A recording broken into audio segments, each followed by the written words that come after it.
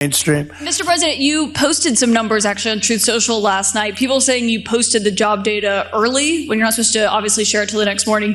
Did you do that on purpose? No, I don't know. If they posted them, I said post them whenever you get a chance. I don't know. They gave me some numbers. When people give me things, I post them. But the numbers are amazing. Then Donald Trump was shocked that a reporter from Italy asked him a question about Iran. Let's play it. Gentleman with the glasses. All right, thank you, Mr. President. With those very big glasses, actually. Yeah, Ferrari, actually. Mr. President, I have two questions. What do you want the European Union to do in Ukraine? The European leaders seem pretty divided on Ukraine. And then if you can reiterate this straight message that you have to the Iranian leader, to Khomeini, the message that you have. You're talking about Iran? Iran, yeah. What the do first I one want is on Iran Europe. to do? I'm sorry? Where are you from? Italy. Oh, nice place. Yeah. Okay. The first question So is what on are you Europe. asking about Iran for? Well, if you can answer about Europe and what you think the Europeans should do on Ukraine, and then a message. Well, look, Europe has been doing so much for Ukraine, but it hasn't been enough. And obviously that I would say that President Putin is not afraid of Europe. He's afraid of the United States of America, is led by me. Then Donald Trump says that that Venezuela stole America's assets like we were babies. People steal from babies? Or are you saying, who are the babies here? Well, what are you even talking about? But that's why Donald Trump's like, one of the reasons we invaded is because they treated us like babies. They stole from us like babies. Are you stealing from babies, Donald? Like, what does it even mean? Play this clip. Oh, but they stole our assets like we were babies. And the United States did absolutely nothing about it. So now we're doing everything about it. Now we're doing 500% about it, but it's a long time after the act took place. So they stole from us, and it was taken by socialists and communists at the time, and Venezuela was going bad, really bad. And as much oil as they have, they're producing almost nothing, which is just a system. So we're really, if you look at it, we're taking back what was taken from us. They took our oil industry. We built that entire oil industry. Started a long time ago, but they took it and they... We were talking about President Trump's first 100 days. I'm just curious, what's your assessment about how it's going? Horrible. I mean, the ratings are showing. I mean, Yeah. I think Gout has a higher approval rating. Gout's very popular. Well, what do you think? What do you think? Like he could do to maybe make things better? Resign? Yeah.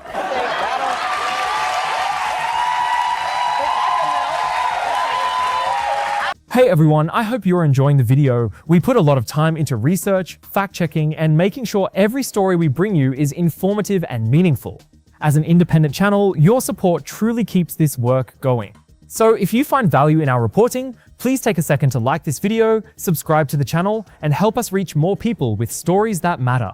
Your support means a lot, and it allows us to keep giving our best every single day. Most comedians who go after Donald Trump do it from a safe place, a friendly studio, an audience that already agrees with them. The laughs are guaranteed before they open their mouths. It's easy to be brave in a room that's already on your side. Wanda Sykes does the opposite. She walks into rooms full of people who do not want to hear it. Arenas, theaters, crowds packed with Trump supporters, and she looks them dead in the eye and calls the president racist, sexist, and homophobic. And when those rooms turn on her, when thousands of people start booing her off the stage, she does not back down. She does not apologize. She does not soften it. She points right back at them, raises her middle finger, and tells them exactly where they can go. That is a different kind of courage than most of these celebrity feuds involve. And it's why Wanda Sykes matters so much right now, because in an era when the government is literally pulling comedians off the air, when the machinery of the state is being aimed at people who tell jokes, Wanda Sykes is the one willing to stand up and call it by its actual name. Not cancel culture, not a feud. She calls it fascism. To your face, on the record. So today we're going to get into the fearless comedy career of Wanda Sykes versus Donald Trump, the time she got booed off stages and refused to flinch, the personal stakes that make her different from every other comic in this fight, and the blunt, chilling warning she's issuing right now about what's happening to free speech in this country. And then I'm going to bring you to this week, the last several days, because what's unfolding around Donald Trump right now is exactly the thing Wanda Sykes has been warning you about. Let's get into it. Now, I want to be straight with you right up front, the way I always am on this channel, because honesty is the whole point. This is not a story about Donald Trump melting down over Wanda Sykes. And here's the interesting thing, as far as the public record shows, Trump has never actually responded to her, not once. That we got to become centrist. And by centrist, what people seem to mean nowadays is that everybody needs to move over toward that far right. And they have done that deliberately. That was part of a political process called moving the Overton window to make us think that it's normal for there to be masked thugs in the streets throwing people into unmarked vans. That's not normal. That's radical and that's far right. That's fascism. And that is the great American historian Heather Cox Richardson, who is rightfully annoyed right now because so many people are confusing progressives with communists. Hi, my name is Suri Crow, and you're watching the Midas Touch Network. I am annoyed that people don't understand the difference between socialism, communism, and fascism. That's my pitch for a much stronger public education system in America, which the Trump regime is dismantling as I speak. Anyway, America, at least before the Trump regime took control, was generally considered a liberal democracy, meaning we operate with capitalism and private ownership at the center of our economy, and the people elect their representatives. I quibble with the term democracy because of the Electoral College, which is not democratic at all and needs to be abolished. But for now, and for the sake of the argument for this video, we'll just leave it as America previous to the Trump regime, liberal democracy. Communists don't believe in private ownership of anything. True socialists don't either, but for different reasons. And the laws apply to everybody, and we live under the rule of law, and you can always change your leaders if you don't like them, and so on. That is not the case in the political systems under communism or under fascism, where both of them tend to go toward authoritarianism. That's not what's happening in the United States at all. And if I see somebody talking about democratic socialists in the United States as the left, my hair's going to catch on fire, because you notice I didn't talk about socialism in those three divisions. Socialism is adjacent to communism, and it too calls for the people to own the means of production.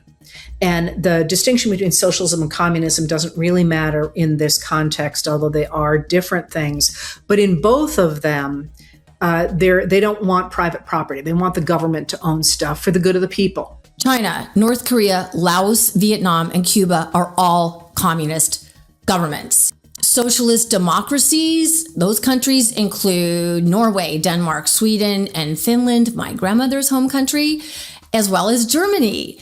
And they have private enterprise. They have, fantastic innovation, but they also have socialist-run institutions to protect the greater good of all of the people. A great example of that is a country like Denmark. And Denmark has high taxes for sure. It also has state-sponsored education, and it has healthcare, and it has a social safety net, and it has crackerjack innovation as well. It has private companies. It has all of those things. It simply has those basics of human life covered. Fascists believe a small group of people, the elite, for example, in Israel, that would be white Jews, an ethno-state. In America, that would be white Christian nationalists under Trump, should control the majority of the things, and they will use the government to do it. Like I said, as in the case with Trump, who is now taken control of the government for his own personal use and that of his cronies. Fascists don't believe the people outside of that elite group should have any power. And she gets up and they put a little tiny thing like this, little thing. And my wife, by the way, my wife hates when I do this. She said, she's a very classy person, right? She said, it's so unpresidential. I said, but I did become president. She hates when I dance. I said, everybody wants me to dance. Darling, it's not presidential. She actually said, could you imagine FDR dancing? She said that to me. And I said, there's a long history that perhaps she doesn't know. Because he was an elegant fellow, even as a Democrat, right? He was the attack by Japan, you know, he was quite elegant, but he wouldn't be doing this. But nor would too many others. But she says, darling, please, the weightlifting is terrible. And I have to say this, the dancing they really like. She said, they don't like it, they're just being nice to you. I said, that's not right. The place goes crazy. They're screaming, dance, please. But the weightlifting, but no, the girl gets up. And you see, I want to be more, but I have somebody watching. I want to be more effusive. I want to really, yeah. But she gets it, and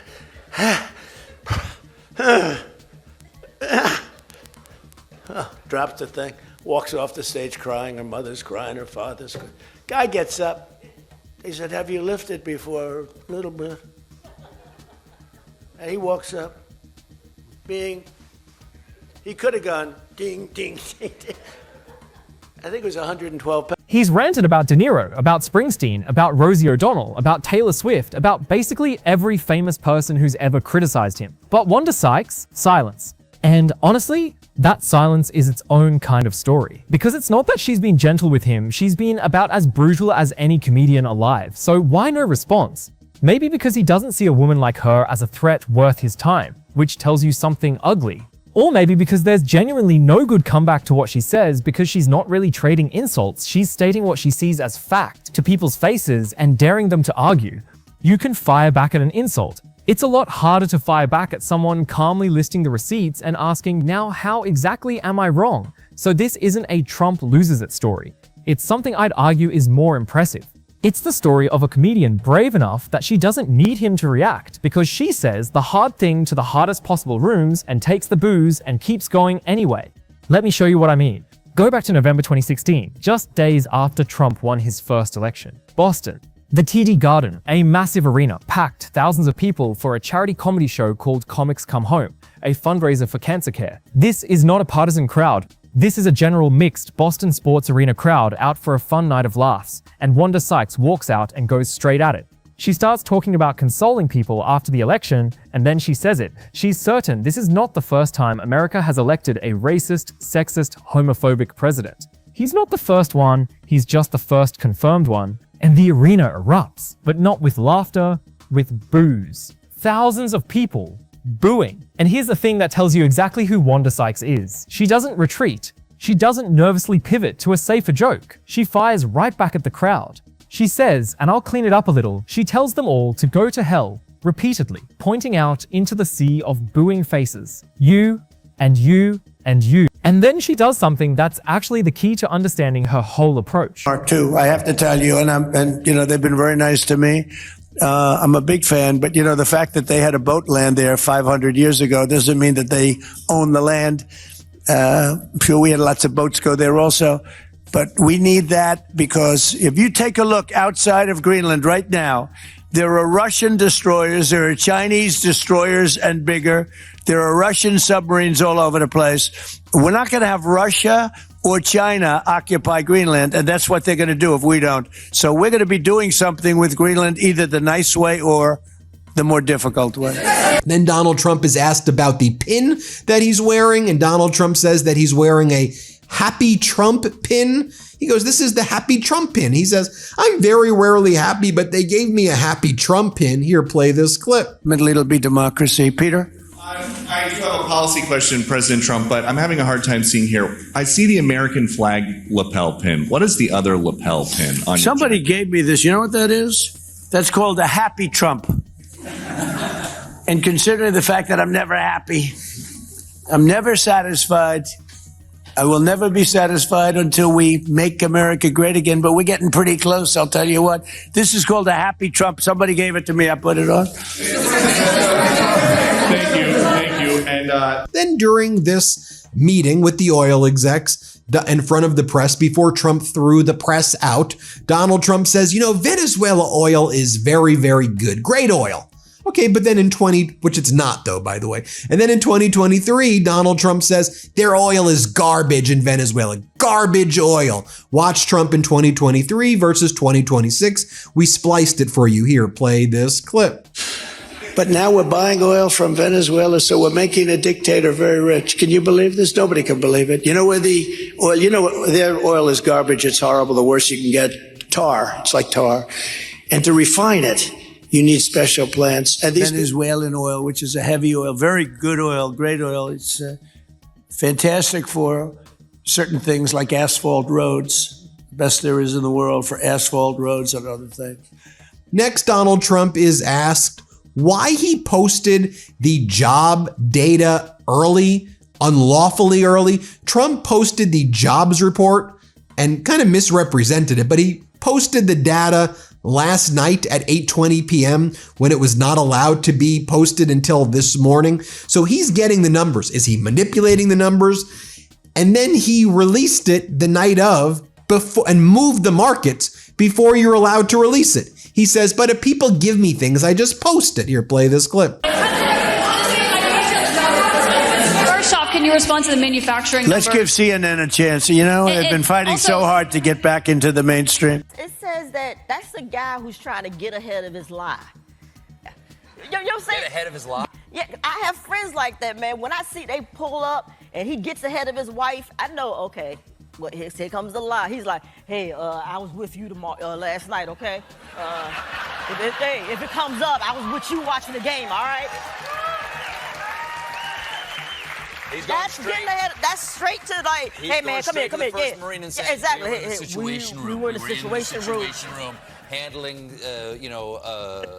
Wakanda. She doesn't just insult them back, she challenges them on the substance. She looks at this hostile crowd and essentially says, the evidence is right there. How can you say he's not racist? And to make the point about sexism, she references the Access Hollywood tape, the one that had leaked weeks earlier, where Trump was recorded on a hot mic making those infamous crude remarks about grabbing women.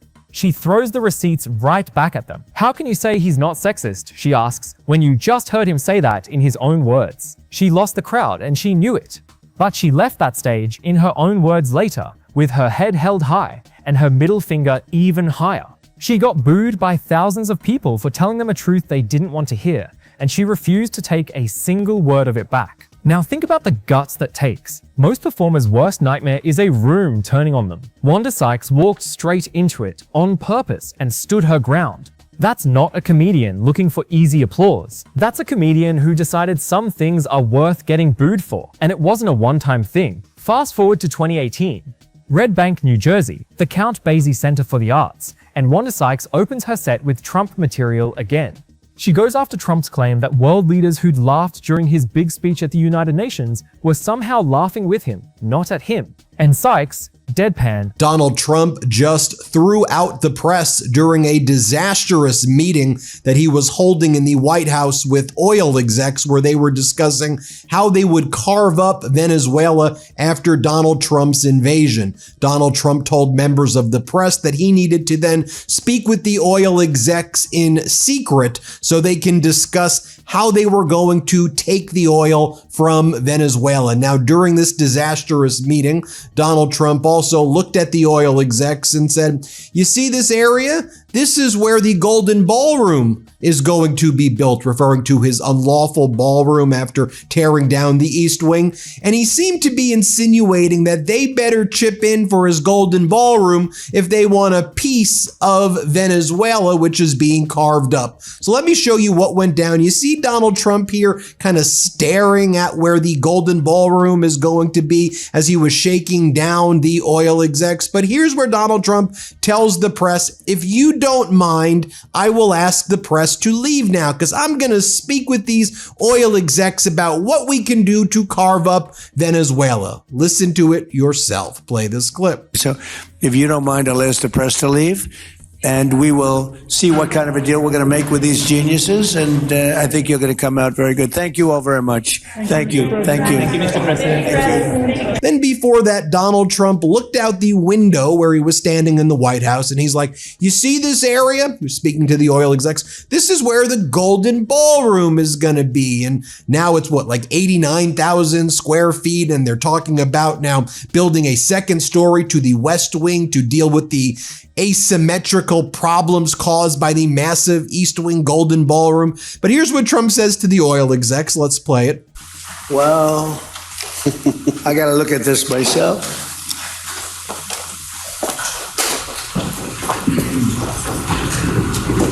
Wow. What a view. This is the door to the ballroom. Now, because Donald Trump does not know the names of the oil execs who he was meeting with, he didn't write it down or didn't even try to learn their names. And talking somewhat about Donald Trump, hard not to these days. What's your opinion about President Trump? Oh, sweet Jesus. Well, you know, it's like everyone's waiting for this moment for him to become presidential. Right. You know, they're like, oh, he has to learn how to control his emotions. He has to learn to be measured. You know, but the man is 70 years old. Those are things that you teach kids. You know, I'm teaching my 7-year-olds those things. Right. You know, Trump is 70. He's not going to learn that now. Yeah. You know, if he's a dick, he's just going to be a dick. All right. That's it. Okay, so... Speaking of big mouth kids, Donald Trump, remember him? Well, you're not going to believe this, but he said something crazy.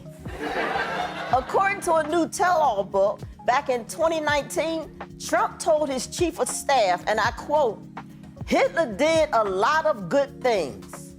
Asks the obvious question. Okay, if they were laughing with you, what was the joke? She jokes that while past presidents seem to age rapidly in office, under Trump, it's the public that's aging fast from the stress, while Trump himself hasn't aged a day. And once again, hecklers, walkouts. More than a dozen people got up and left, some yelling that she was being too political, one guy shouting, "Do some comedy." The lobby reportedly turned into a shouting match, and Wanda Sykes' response to the people storming out, perfect. She paused and she asked them what on earth they expected. And she delivered the line that's become almost her signature in these moments. What do you expect? I'm a black lesbian. What do you expect? I'm a black lesbian. In other words, you knew who was walking out on that stage. You knew my life, you knew my perspective, and you bought a ticket anyway, and now you're shocked that I have opinions about a president who has built a career on being the enemy of people like me. That's on you. And notice the crowd's actual complaint, because it's revealing. They weren't heckling because the jokes weren't funny. They were heckling because the jokes were political. Do some comedy, one of them shouted, as if pointing out the truth about the president somehow didn't count as comedy. As if the only acceptable comedy is the kind that never makes you uncomfortable, never touches anything real, never asks you to look at something you'd rather ignore. But that's never been what the great comedians do. From Lenny Bruce to Richard Pryor to George Carlin to Chris Rock. He's teaching a master class in how to make government work on a budget without hurting and taxing the working class. And he's so organized, he's done all of this and more in less than 6 months. So, Mr. Swazi, I think he's got it figured out. And I think you could take a few lessons from him. Mamdani is making these moderate Dems who are collecting millions of dollars from the pro-Israel lobby look bad, because what have they done lately for their constituents? Is this like a unique moment in New York, or is this the beginning of a national movement? I think we are seeing a hunger that is not just felt by New Yorkers, but frankly by Americans from coast to coast for a new kind of politics, one that puts working people at the heart of it. And I think for far too long, what we as a party have been able to say to New Yorkers who are struggling is simply to explain why they're struggling, not actually offer them a vision for how to make life better. And these candidates, Brad, Daria Lisa, Claire, they ran campaigns that spoke to working people and that said life in the nation's most expensive city need not be this way any longer. And I can't wait to have them as partners in DC in that work. But I do think, as you said, it's not just New York City where working people are asking themselves, why can't I afford my rent? Why can't I afford my groceries? Why can't I find enough money in my pocket for childcare, no matter how hard I work? And I'm so excited that these incredible soon-to-be Congress members will be helping to lead the fight across the country on making sure that working people are right there where they should be, which is the heart of the conversation. The reaction from Democrats has been something. You've had some prominent Democrats dismissive of what happened here. I mean, you had Senator Blumenthal say the effort to nationalize New York is going to fail. What happened in New York will be really irrelevant by the time of the elections in November. Hakeem Jeffries basically said the same thing, saying that this is not indicative of what needs to happen in November. What do you make of that? You know, I think that when you ask Americans what they're feeling in this moment, amidst reports of an economy that's strengthening, of a stock market that's booming, you will hear an exhaustion at having to try and make ends meet every single day, every single week, every single month, and that it's getting harder and harder. And so a message of fighting for working people, we don't have to nationalize that message. That is a national message. It's a national crisis. The man simply does not miss. What strikes me is that this group of pro-Israel moderate Democrats, Republicans, is coming harder for Mamdani, for AOC, for Graham Plattner, for Abdul al-Sayed, and other progressives for pushing to help the working class, for taxing billionaires, for demanding a stop to a U.S.-funded genocide, and for demanding Medicare for all than they are for the literal fascists who are holding our nation hostage, and for the corrupt regime that is stealing billions of dollars from us. It is truly something. We, at least in the city of New York, voters are... Women tear each other apart over a dude, so why do you think, this wasn't gonna happen? And honestly, I blame those damn, Cheerio commercials and showing all those interracial couples. You scared the The whole tradition of American stand-up has been about saying the dangerous, true, uncomfortable thing that everyone's thinking and nobody will say. Wanda Sykes stands squarely in that tradition. When those hecklers demanded she do some comedy, what they were really demanding was that she shut up about the thing that mattered. And she spent her whole career refusing that demand. And that line is the doorway into the thing that makes Wanda Sykes fundamentally different from almost every other comedian in this fight. Because for a lot of celebrities, criticizing Trump is a political position, a stance, something they believe. For Wanda Sykes, it's personal. It's about her actual life and her actual family. Wanda Sykes is a black woman. She's a lesbian. She came out publicly back in 2008 at a rally in response to a ballot measure banning same-sex marriage. She's married to a French woman, Alex, and together they're raising twins. So when Donald Trump and his administration go after LGBTQ rights, when they go after civil rights, when the rhetoric turns on immigrants and minorities, for Wanda Sykes, that is not an abstract policy debate happening to other people somewhere else. That is a direct threat to her marriage, her family, her rights, her kids' future. Her wife is an immigrant. Her family exists because of the exact rights this movement keeps trying to roll back. And her coming out is worth pausing on because it tells you exactly what kind of person she is. She didn't do it in a controlled magazine cover with a publicist managing every word. She did it spontaneously at a rally in Las Vegas in 2008, the night people were protesting California's Proposition 8, the measure to ban same-sex marriage. She got up and told a crowd she was proud to be a woman, proud to be a black woman, and proud to be gay, and that she'd married her wife weeks earlier. At the time, she'd been a beloved, bankable comedian who could easily have kept that part of her life private and protected her mainstream career. She chose the harder path in public in a moment of political urgency because she felt she had to stand up and be counted. That's the same instinct that makes her eat the booze in a Boston arena. When it matters, Wanda Sykes stands up, even when standing down would be safer and more profitable. That's why she won't soften it. That's why she'll eat the booze in a Boston arena rather than back down.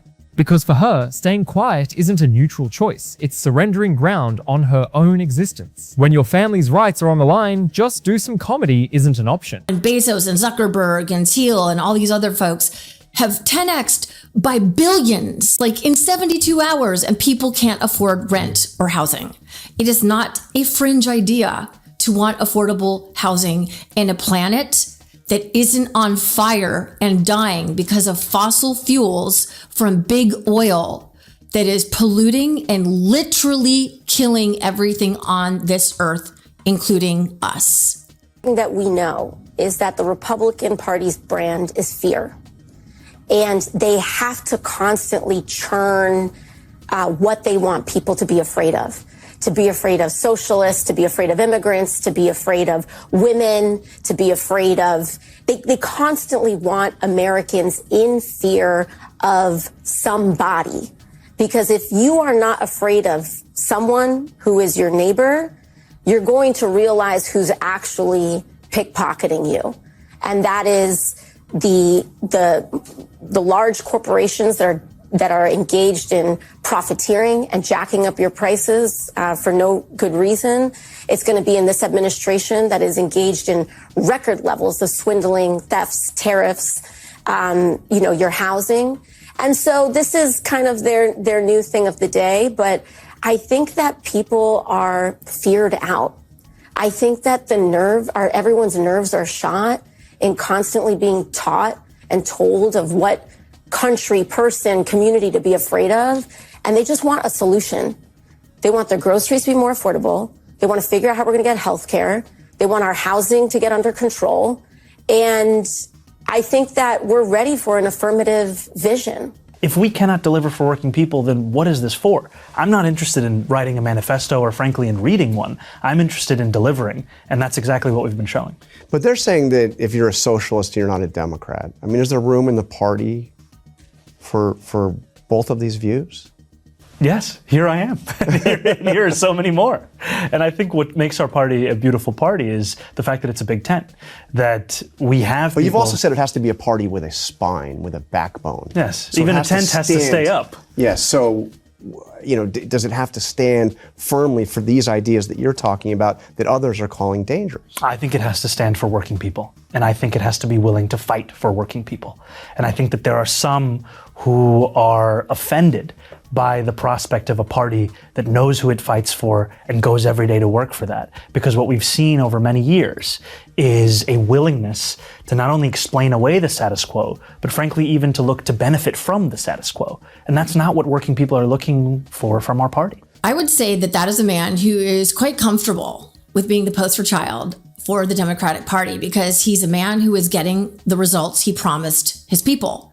We've become way too used to being disappointed and let down by our elected representatives who are like, well, we can't get this done. It's impossible. Incrementalism. Remember, they work for us, not the other way around. And this November, we have the opportunity to remove the ones who are not doing the job. All right? That's what we have in front of us this November. To remove the corruption, to hold to account the criminal enterprise that is running the American government right now in the Trump regime. We have that power. We have it. The comedy is the fight. She's using the one enormous platform she has to defend the people she loves and the community she belongs to. And you cannot heckle someone out of defending their own family. There aren't enough boos in the world. That's the fuel. That's why, out of all the comedians who take the occasional Trump swing from a safe stage, Wanda Sykes is the one who keeps walking into the fire. And it's worth remembering just how much she has to lose by doing it, because this isn't some fringe comic with nothing at stake. Wanda Sykes is an She got her start writing for Chris Rock, won an Emmy for it, and became one of the most respected stand-ups of her generation. She's been all over film and television for decades. She's the kind of broadly beloved mainstream put-her-on-anything performer who could very easily play it safe, keep the politics out of it, protect the brand, and coast on universal appeal. Plenty of comedians at her level do exactly that. They keep it light, they stay bookable, they don't pick fights with the most vindictive administration in modern memory. Wanda Sykes made the opposite choice, over and over, knowing full well what it might cost her. The walkouts, the boos, the segment of her audience that will never come back, and now, potentially, the kind of government attention that got her friends pulled off the air. She's a mainstream star who keeps choosing to say the thing that makes half a room get up and leave. That's not a comedian who stumbled into controversy. That's a comedian who decided again and again that her conscience was worth more than her comfort. And in an industry where the safest move has always been to keep your head down and keep everybody laughing, that choice is its own kind of statement. And that brings us to right now, to the fight she's in today, which might be the most important one in her career. Because the whole landscape for comedians like her has changed, and it's changed in a genuinely frightening way. Over the past year, this administration has waged what can only be described as a war on late-night comedy. Stephen Colbert's Late Show got cancelled 2 days after Colbert called a Trump legal settlement a big fat bribe. Jimmy Kimmel got suspended from ABC, pulled off the air after the chairman of the FCC, a Trump appointee, to learn their names. he would refer to the oil executives by the companies that they led. So he would refer to the Chevron exec as Mr. Chevron. He would refer to the Exxon exec as Mr. Exxon or Mr. Shell for the Shell exec. Watch this here, play this clip. And if we didn't do what we did, China or Russia would have been in Venezuela. I think I can, where's Mr. Chevron? So let me ask you, they would have been there if we didn't do this. Do you agree with that? And then also, before Donald Trump kicked out the press, before he threw them out of the room to do the secret meeting, Marco Rubio would pass notes to Donald Trump, and they were supposed to be private notes, but Donald Trump would then read the notes out loud, like this note where Rubio writes, "Go back to Chevron. They want to discuss something." And Donald Trump's like, okay, go back to Chevron? You want to discuss something with me? Here, watch this clip. Let's play it. It's already been written off. It's been written. All right, thank you. You'll make it back one way or the other. You're all going to do very well. I think really very well. Marco just gave me a note. Go back to Chevron. They want to discuss something. Go ahead. I'm going back to Chevron, Marco. Thank you, Marco. Was there a question, Mr. President? Yes, go ahead, Marco. What are you saying here?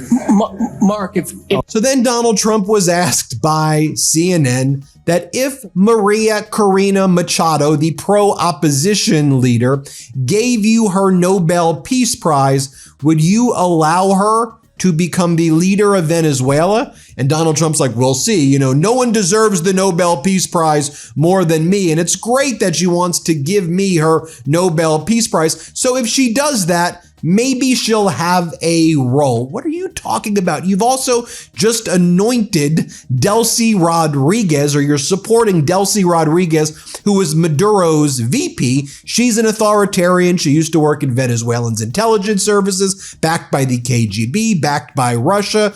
She also is there with this guy named Diosdado Cabello, the enforcer for Maduro. So Donald Trump's just supporting an extension of the Maduro regime right now.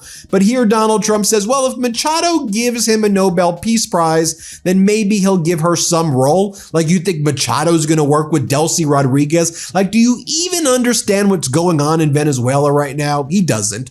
Here, play this clip. Thank you so much. I have a question for you on Minneapolis, but on Venezuela and your meeting with Machado next week. If she gives you her Nobel Peace Prize, will that change your view about her running that country? Well, I have to speak to her. I mean, I'm going to have to speak to her. She might be involved in some aspect of it. I will have to speak to her. I think it's very nice that she wants to come in, and that's what I understand the reason is, because Norway is very embarrassed by what took place. I mean, they're getting decimated. Look, whether people like Trump or don't like Trump, I settled 8 wars, big ones, some going on for 36 years, 32 years, 31 years, 28 years, 25 years. Some just getting ready to start, like India and Pakistan, where already 8 jets were shot out of the air. And I got it done in rapid order without nuclear weapons. It's not normal that I know that I'm smarter than the president.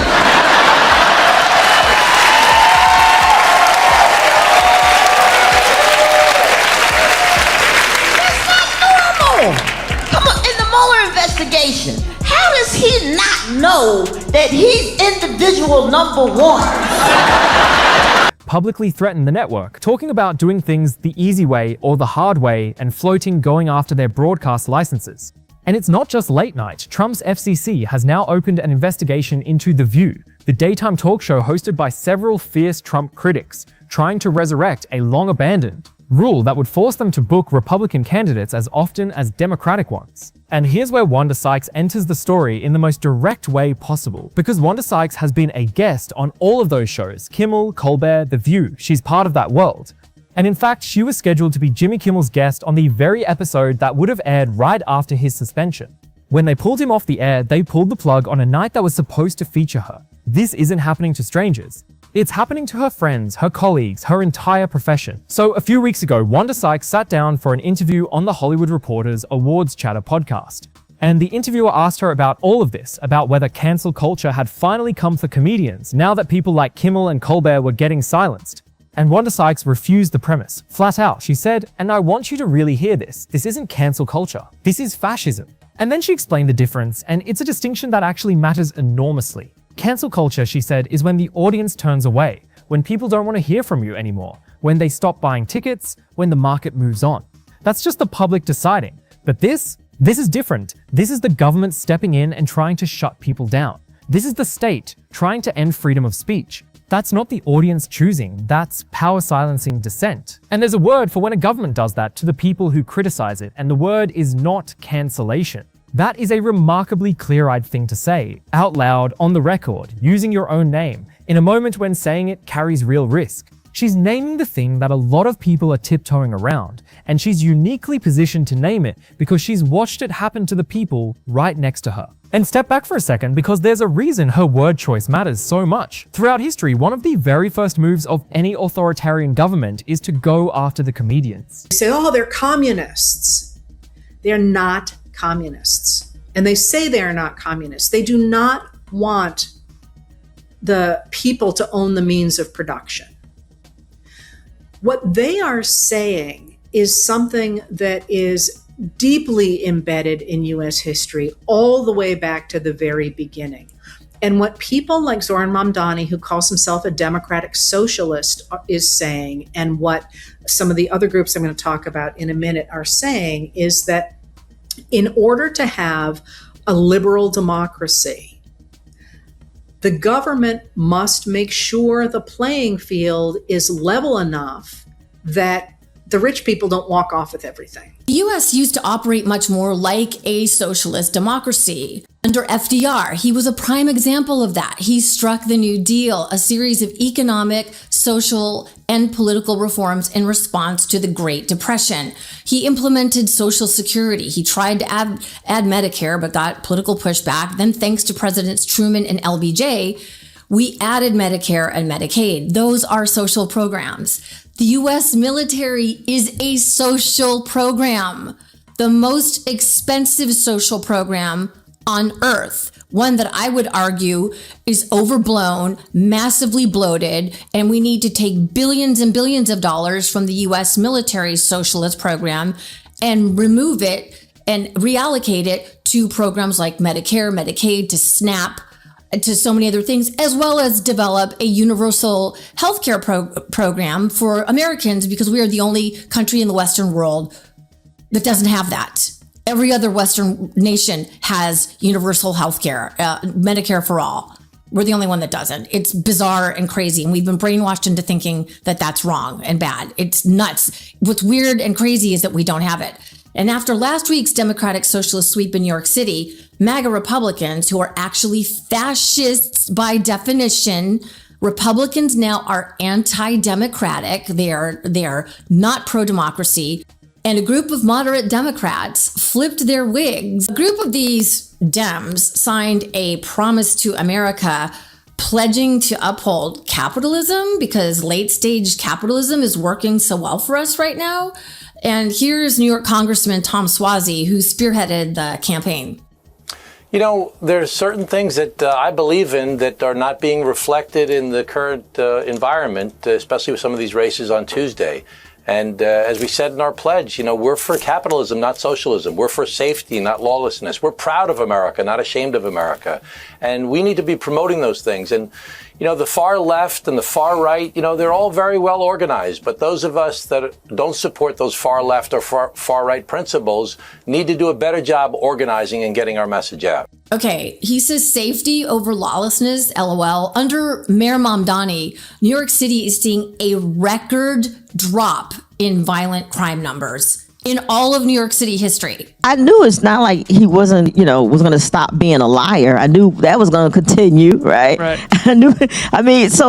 what I did was, instead of focusing on specific incidents or specific policy, it was more about us and how we're behaving and how we're not reacting, in my opinion, normally towards what's happened to what he's doing. It happens over and over in country after country. And it's never because the jokes are dangerous in some literal sense, it's because ridicule is the one thing a strong man genuinely cannot survive. Fear and laughter can't occupy the same space. The moment people are laughing at a leader, they've stopped being afraid of him, and a leader who runs on fear cannot allow that. So the comedians get pressured, then investigated, then silenced, then gone. And when the comedians disappear, the message to everyone else is deafening. If they can do that to the funniest, most beloved people in the country, imagine what they can do to you. Keep your head down, keep your mouth shut. That's the real purpose, not to punish one comedian, to frighten a whole nation into silence. That's exactly the pattern Wanda Sykes is pointing at. She's not saying fascism for shock value or to sell tickets. She's saying it because she's a student of what this looks like, and she's watching the early chapters play out in her own industry, to her own friends. Colbert, gone. Kimmel, suspended. The View, under investigation. And a whole generation of younger comedians now quietly wondering whether that Trump joke is really worth the risk. That chilling effect, the joke that never gets told, the bit that gets cut before the taping, the comic who decides it's safer to talk about airline food. That's the victory the crackdown is actually after. And Wanda Sykes, by refusing to be quiet, by naming it, is doing the one thing that fights back against it. She's proving it's still possible to say the thing out loud. And she made another point in that same interview that's quietly devastating, about how the job of political comedy has changed under Trump. She said the problem now is that Trump is so far out there, so extreme, that a comedian barely has to do anything. You can just repeat what he actually said or did, and the audience is already laughing, which sounds like it'd make comedy easier. But she flipped it. If just quoting the man gets the laugh, then where's the punchline? What's left for the comedian to do? Sit with that because it's sharper than it first sounds. What she's describing is a reality that has become so absurd, so beyond parody, that it has swallowed comedy whole, when the truth is already the joke. The satirist is out of a job, not because things are funny, but because things are broken. That's not a complaint about material. Are just really ready for a Democratic Party that stands for something and has a very strong agenda to make our lives easier, to tackle corruption, to lower costs, to make healthcare a right for every American, to raise wages, to make unionizing easier in the workplace. And they want to make a forceful statement in how badly they want to see us fight for that.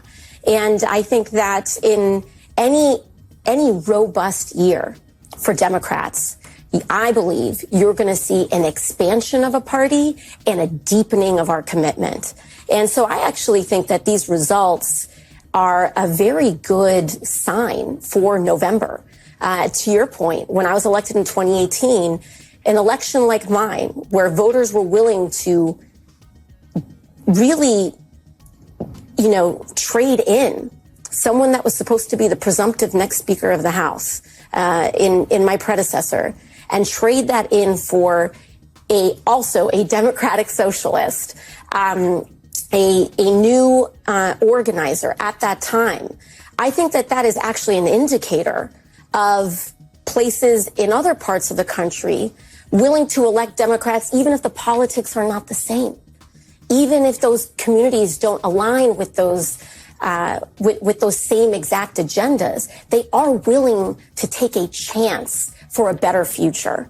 Yeah, the voters on the left want a party of fighters, not corporate shills who are bending the knee to the corporate donors. And establishment Dems have become way too cozy with the corporate class instead of remembering who sent them to Congress.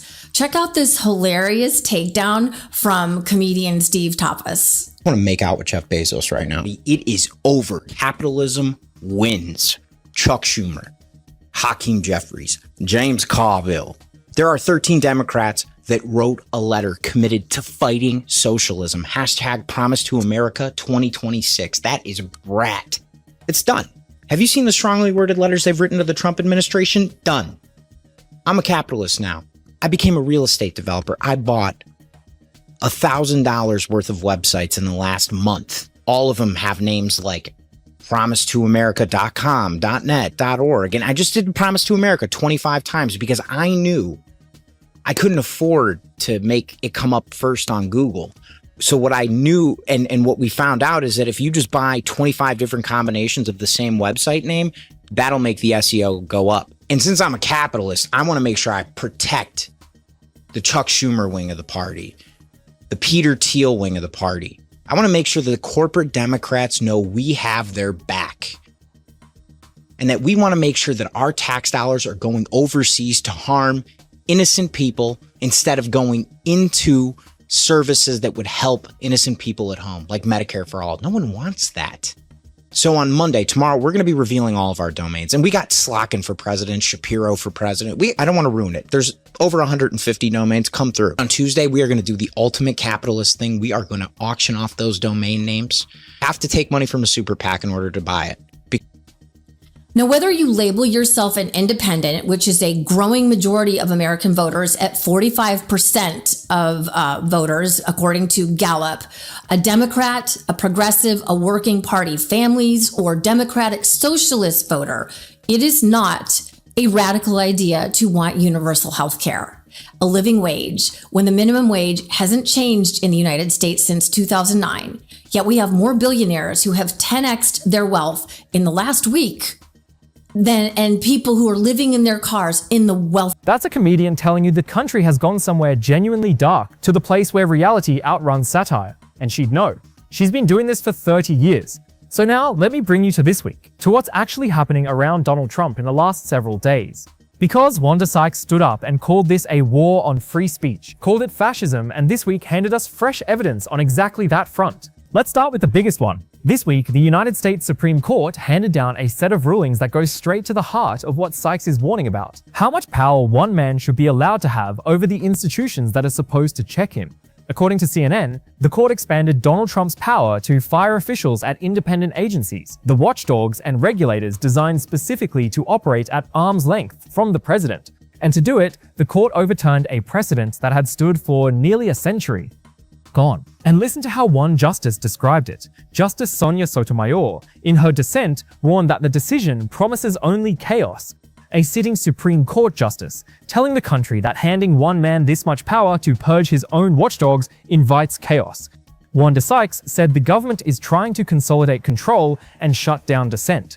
And this week, the highest court in the land handed the president more power to do exactly that kind of consolidating. The comedian named the disease. The court loosened the defenses. And remember that FCC investigation into The View, the one aimed at a show full of Trump critics? That's the same machine, the same instinct. Use the levers of government, the FCC, the courts, the agencies to pressure and punish and silence the voices that criticize you. Sykes drew the line straight from Kimmel's suspension to The View investigation to the word fascism. And this week, the machinery just kept grinding forward, right on schedule. But, and we deal in the full truth here, not just the parts that fit the thumbnail, it was not a clean sweep for Trump this week. And that matters because it shows the guardrails bent but didn't all snap. The same Supreme Court that expanded his firing power also handed him two real defeats. First, Trump has been trying to immediately fire Lisa Cook, a governor of the Federal Reserve, over allegations she denies. And this week, the court told him no, he couldn't remove her on the spot because she was entitled to notice and a fair chance to respond. And Trump's reaction, completely on brand, was to go straight to social media and vow to take appropriate action immediately to get rid of her anyway.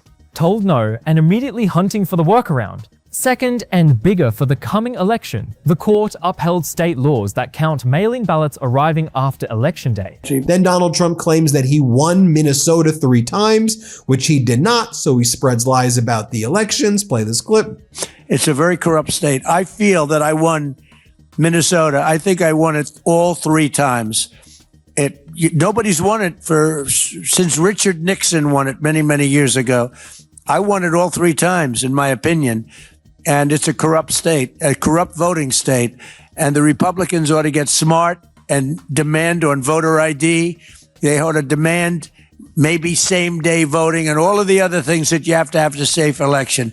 But I won Minnesota 3 times and I didn't get credit for it. I did so well in that state every time. The people were crying every time after. That's a crooked state. California is a crooked state. Many crooked states. We have a very, very dishonest voting system. The last time I won, 24, the one that just took place, I won because it was too big to rig. You couldn't rig it. It was too big. But I won the state of Minnesota. It's a corrupt voting system with an incompetent governor, a very incompetent governor. Trump is then asked why, or if he agrees with J.D. Vance referring to Renee Nicole Good, who was murdered in cold blood by Donald Trump's SS, by Trump's paramilitary, by Trump's Gestapo. J.D. Vance said that Renee Nicole Good is a domestic terrorist and part of a left-wing terrorist network. So the reporters asked Donald Trump, do you agree with that? And Trump's like, whatever Vance says, I'm sure I agree with. Play this clip. On Minnesota, the vice president yesterday suggested that Renee Good, who was killed by this ICE officer, was part of a broad left-wing network. What has your team told you about this broad left-wing network? Who is in charge of it? Who's part of it? What's it called? Well, I haven't seen the vice president's statement, but he's generally very accurate. I hate to say, look, I watched that yesterday, and there are a lot of different forms to it. But there was a woman screaming, shame, shame, shame, shame. She was a agitator, probably a paid agitator, but in my opinion, she was an agitator, a very high-level agitator, so professional. She wouldn't stop screaming. I said, this isn't a normal situation. This is a professional troublemaker, because you heard it and I had it. Now, I will say this. The news sort of turned her down, turned her off, because you're trying to watch. She was so loud and so crazy and just not normal. When somebody sees something like that, they don't go screaming and the same words. So I guess you could say professional, but I didn't think she did a very good job. You have agitators, and we will always be protecting ICE, and we're always going to be protecting our Border Patrol and our law enforcement. Yeah. And then randomly, Tucker Carlson is here. Play this clip. Well, there you have it, folks. Hit subscribe, help us get to 6 million, and thanks for watching. I know, but at least he was a little smarter this time, just a little, because the first term, he surrounded himself by somewhat competent people, right? Yeah. But then they all realized that he was an idiot and they quit. Yeah. This time he's like, I want all dummies, all just give me the most incompetent, just put them all around me, and it makes him look a little better. Yeah, it's just chaos. It's crazy. Loyalty was the only test. Absolutely. That was the only one they did. But She's not doing bits about this stuff for the laughs. She's doing it because she looked at what's happening, the silenced comedians, the investigated shows, the consolidated power, and she decided somebody with a microphone needed to say the quiet part loud. So when people ask me, did Wanda Sykes really expose Donald Trump? Here's my honest answer, and it's not the usual one. So stay with me. She didn't expose him with a secret document or a gotcha. And no, she never made him melt down. He's never even acknowledged her. And I told you that up top because I'm not going to sell you a fantasy. What Wanda Sykes did is rarer, and in some ways braver than any of that. She exposed him the way only someone with nothing to hide behind can. She stood in front of the exact audiences that didn't want to hear it. A Boston arena, a Jersey theater, rooms full of people ready to boo her off the stage. And she said the true, hard, uncomfortable thing to their faces. She called him what she believes he is, laid out the receipts, took the booze, flipped off the crowd, and walked off with her head high. She never got the safety of a friendly room. She never got the reward of a Trump tantrum to make it go viral. She just told the truth to the people least willing to hear it, over and over for a decade. Because for her, it was never entertainment. It was her family, her rights, her life on the line. And now, when the government is actually coming for comedians, pulling them off the air, investigating their shows, threatening their networks, Wanda Sykes is the one refusing to flinch, refusing the soft euphemisms and calling it exactly what she believes it is. Not cancel culture, fascism, the government trying to end free speech. In history that should get the Nobel Prize more than me, and I don't want to be bragging, but nobody else settled wars. Obama got the Nobel Prize. He had no idea why. He still has no idea. He walks around and he says, I got the Nobel Prize. Why did he get a Nobel Prize? He got it almost immediately upon attaining office, and he didn't do anything, and he was a bad president. So, I mean, you should get the Nobel Prize for every war you stopped. These were major wars. These were wars that nobody thought could be stopped. President Putin called me and he said about 2 of the wars that he's been trying to stop them for 10 years. He wasn't able to do it. He couldn't believe it. So in theory, you should get the Nobel Prize for every war you stopped. Every one of them was major. But and by the way, you can transfer the Nobel Peace Prize in the will of Nobel, it says the prize is non-transferable, as he predicted that these types of situations would happen where authoritarians would want to be traded the Nobel Peace Prize to themselves. So he said it's non-transferable. In any event, then the Exxon CEO, or who Donald Trump refers to as Mr. Exxon, actually gave some facts here about Venezuela. And Mr. Exxon said, if you look at the commercial constructs of Venezuela, it is, quote, uninvestable right now under the current circumstances, unless, of course, the United States subsidizes the oil companies to the tune of like $50 to $100 billion, or the United States puts boots on the ground to protect the facilities and the capital expenditures that the oil companies would need to invest in. The Exxon guy's telling the truth. Like, how do you expect us to invest in Venezuela when it's such an unstable place right now, led by an authoritarian regime that you support, and you're trading favors about giving you Nobel Peace Prizes to then say, like, what are you doing? Here, play this clip. With respect to Venezuela in particular, we have a very long history in Venezuela. In fact, we first got into Venezuela back in 1940s. We've had our assets seized there twice. And so you can imagine to re-enter a third time would require some pretty significant changes from what we've historically seen here and what is currently the state. If we look at the legal and commercial constructs and frameworks in place today in Venezuela, today it's uninvestable.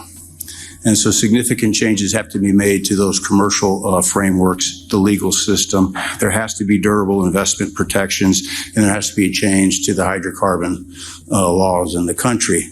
We're confident that with this administration and President Trump working hand in hand with the Venezuelan government, that those changes can be put in place. Then Donald Trump, with zero sense of irony, says that, the problem is Venezuela's really been taken advantage of, while Donald Trump and the oil executives do a secret meeting about taking advantage of Venezuela. Play this clip.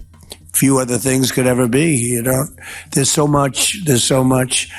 Venezuela's been really taken advantage of by a lot of people because they drill very little. I mean, as much as you hear they drill very, very little, very small percentage. But now that'll change, and it'll change very rapidly because these are the biggest people, and it'll change very rapidly. So then within minutes of Donald Trump saying that nobody deserves a Nobel Peace Prize more than him, he then threatens to invade Greenland. Play this clip. Put it on. And the policy question.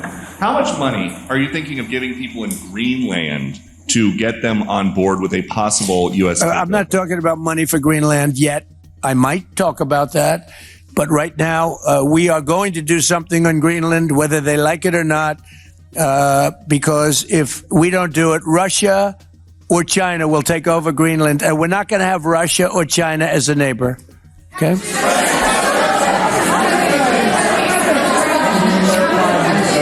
I would like to make a deal, the easy way. But if we don't do it the easy way, we're going to do it the hard way. Like Cheerio commercials and showing all those interracial couples. You scared the out of white people. They would pump sound in. They would like put a mic right by his butt. They would mic his seat. She said it with her name attached in the middle of the crackdown, knowing the risk. That's the exposure, not of a secret, of a reality. The reality that this is no longer about jokes. That the thing happening to comedy in America right now is something with a much darker name, and that most people are too scared or too polite to say it. Wanda Sykes isn't scared, and she was never polite. She's the comedian who says it to the faces that don't want to hear it. And in a moment, when saying it out loud is getting more dangerous by the week, that might be the bravest thing a comedian can do. The rooms booed her, the president ignored her, and she just kept telling the truth anyway. That tells you everything you need to know about who's actually afraid here, and it isn't Wanda Sykes.